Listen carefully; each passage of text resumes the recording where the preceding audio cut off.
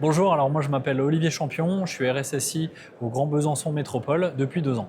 Grand Besançon Métropole, donc c'est une métropole, c'est une collectivité et je suis mutualisé sur la ville et sur le CCAS, donc sur les 3 structures. Et donc l'objectif c'est d'apporter de la sécurité sur l'ensemble de ces 3 périmètres informatiques. Ce qui peut me surprendre dans les actualités, c'est notamment les fuites de données. Moi, je trouve qu'en France, c'est quand même une grosse catastrophe. Je pense qu'on a vraiment des gros trous dans la raquette. Ce qui m'interroge aussi, c'est l'arrivée de l'intelligence artificielle par rapport à nos métiers, qui progressent très vite. Et donc, ça me questionne sur notre niveau de réactivité et les contre-mesures qu'on peut faire, aussi bien sur comment on absorbe la technologie, comment on la comprend, et puis comment on l'intègre dans nos métiers. Les risques qui sont difficiles à maîtriser pour moi sont de l'ordre déjà des différents canaux par lesquels on doit les capter, les recevoir, aussi bien sur la mise en conformité, c'est-à-dire qu'aujourd'hui on doit traiter l'analyse par les risques et puis on doit avancer par rapport à tous nos sujets, notamment la conformité. Il faut qu'on prenne en compte les risques. Et puis il y a également, je pense, dans les collectivités territoriales, il y a tout ce qui est dette technique, notamment tout ce qui est patch, tout ce qui est vulnérabilité, et puis les nouvelles technologies, c'est-à-dire qu'aujourd'hui on nous sollicite beaucoup avec les métiers pour mettre en place des nouvelles solutions, et donc ça questionne sur la souveraineté, sur les dispositifs, sur les process, et en fait voilà, de bout en bout en fait on a des risques et il faut qu'on puisse les mesurer et puis les mettre en place des choses pour les prendre en compte. Les directions métiers, disons qu'on doit faire un effort un peu de sensibilisation et puis de médiation au risque, justement, on en a parlé juste avant, parce que des fois, les métiers ont un besoin, elles vont identifier une solution, et puis il faut qu'elles sollicitent la DSI et la partie RSSI pour vérifier que ça passe bien par tous les tamis, on va dire, nécessaires pour que la solution se mette en place de manière pérenne, aussi bien sur répondre aux besoins métiers, mais aussi bien valider aussi tous les besoins qu'a la DSI, notamment la sécurité. Les priorités pour les 6 à 12 prochains mois, ça va être NIS 2, notamment la mise en conformité. Disons, comme on a un périmètre assez large, il y a beaucoup de choses à prendre en compte. Donc on va voir aussi comment NIS 2 arrive et puis aussi peut-être ce que l'ANSSI peut mettre en œuvre, aussi bien en termes de moyens financiers qu'en moyens dispositifs mobilisation, c'est-à-dire qu'est-ce qu'elle va déployer autour de NIS 2 pour aider notamment les collectivités, parce qu'aujourd'hui on est dans des environnements contraints, c'est-à-dire avec des moyens limités, avec des ressources aussi limitées, et puis on nous demande de plus en plus de choses. En tous les cas, cette mise en conformité nous fait faire le point sur les différents sujets et on voit bien qu'on n'est pas toujours raccord par rapport à ce qui est attendu. Donc ça va être une des priorités. Et puis également la montée en puissance, on va dire, de la sécurité à tous les niveaux, je dirais, de l'IT, donc aussi bien dans les réflexions des nouveaux outils que les collaborateurs soient aussi des parties prenantes et des relais de la sécurité dans justement la mise en conformité notamment.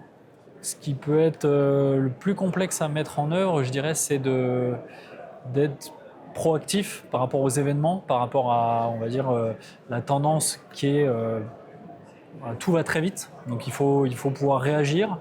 Et souvent, on est plutôt dans ce mode réactif que proactif, c'est-à-dire qu'on a du mal à créer un sas suffisant, une profondeur suffisante pour justement se laisser du souffle pour pouvoir réagir. Donc c'est quand même complexe et il y a beaucoup d'interdépendance, on va dire, par rapport à ces sujets-là.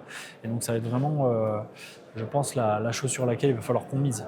Alors le quotidien d'un RSSI, je dis souvent que moi je suis nord, sud, est, ouest, c'est-à-dire je suis un peu à tous les niveaux de l'organisation, parce qu'il faut aussi bien être dans une vision, créer une vision et puis incarner la sécurité dans l'organisation. Donc ça c'est, on va dire, d'un point de vue grosse image. Et puis après il y a les projets, il y a les métiers, il y a épauler aussi les collaborateurs qui ont aussi leur réalité, parce que la sécurité des fois peut être perçue comme un effort supplémentaire par rapport à ce qui est attendu, ou en tous les cas si elle n'est pas associée tout de suite, ça peut être perçu comme une charge. Donc c'est aussi être un petit peu, je dirais, médiateur, un peu être un chef d'orchestre, c'est-à-dire coordonner un petit peu des équipes sur des sujets aussi. Ce que je dis souvent, c'est que je suis à la fois le poison, l'antidote et le bouc émissaire dans l'organisation. Donc il faut pouvoir aussi jongler avec ces différentes postures et puis ces différentes attentes dans l'organisation.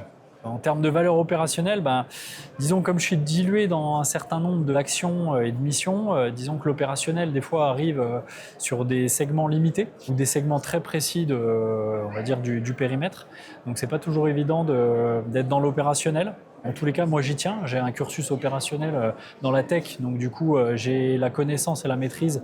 Je dirais quand je parle avec les équipes, je sais de quoi on parle. Alors, pas sur tous les sujets parce qu'on ne peut pas être expert partout, mais en tous les cas, je tiens à justement joindre cette vision, cette gouvernance, ce qu'on appelle la GRC, gouvernance, risque, conformité, mais aussi avec la réalité opérationnelle. Souvent, je dis qu'il y a le triptyque, c'est la sécurité, la faisabilité et puis aussi les finances. Donc, on doit aussi toujours arbitrer entre ces paramètres-là. Des indicateurs, c'est pour moi peut-être les standards, c'est-à-dire je vais revenir sur des fondamentaux, mais qui sont aussi les bonnes pratiques. Donc moi je m'appuie sur des cadres de référence comme NIST, comme ISO 27001, qui n'est pas toujours évident à suivre dans l'organisation, mais en tous les cas, voilà, je les ai bien en ligne de mire et je dirais que c'est mon fil d'Ariane.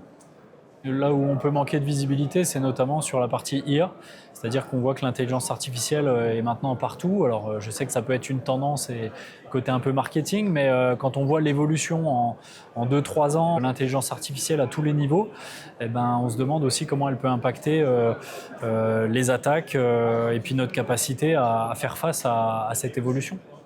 Les facteurs externes qui peuvent influencer les décisions, effectivement, c'est notamment la conformité. C'est-à-dire pour moi, on doit quand même respecter, je dirais, le tempo qui a été donné par l'ANSSI. En tous les cas, en tant que collectivité territoriale, c'est vrai qu'ils ont donné le là, donc on doit aussi rejoindre cette dynamique-là. Après, effectivement, moi je suis très en veille, notamment sur des salons comme ceux-ci.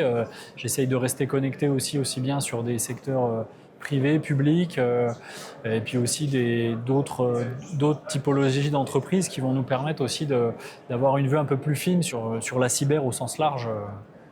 Comment va évoluer le métier de RSSI selon moi? Alors, je ne suis pas Madame Irma, mais je peux vous dire que déjà, il y a beaucoup d'attentes qui reposent sur nos épaules. On doit être un peu multitâche, multirôle, multiposture. Aujourd'hui, on doit sensibiliser, on doit être des bons communicants, on doit faire face à des incidents. Donc être un petit peu dans une task force permanente, en tous les cas en réponse. On doit aussi devoir créer de la vision, donner un tempo, incarner, on va dire, une dynamique autour de la conformité justement. Donc rien que ça, en quelques mots là, on aura vite compris qu'on est attendu sur plein de niveaux. Et puis après, c'est aussi causer le même langage avec les équipes. Donc il y a une notion aussi de ne pas être dans notre tour d'ivoire et puis commander, exiger. C'est aussi être avec la réalité terrain. Et puis aussi trouver, je dirais, la bonne mesure dans les choix qu'on doit faire, puisqu'on est toujours en train d'arbitrer avec une somme de paramètres. Donc voilà, faire face à la complexité, je pense que ça va être aussi des compétences qui sont très certainement déjà là, mais qu'il va falloir encore renforcer.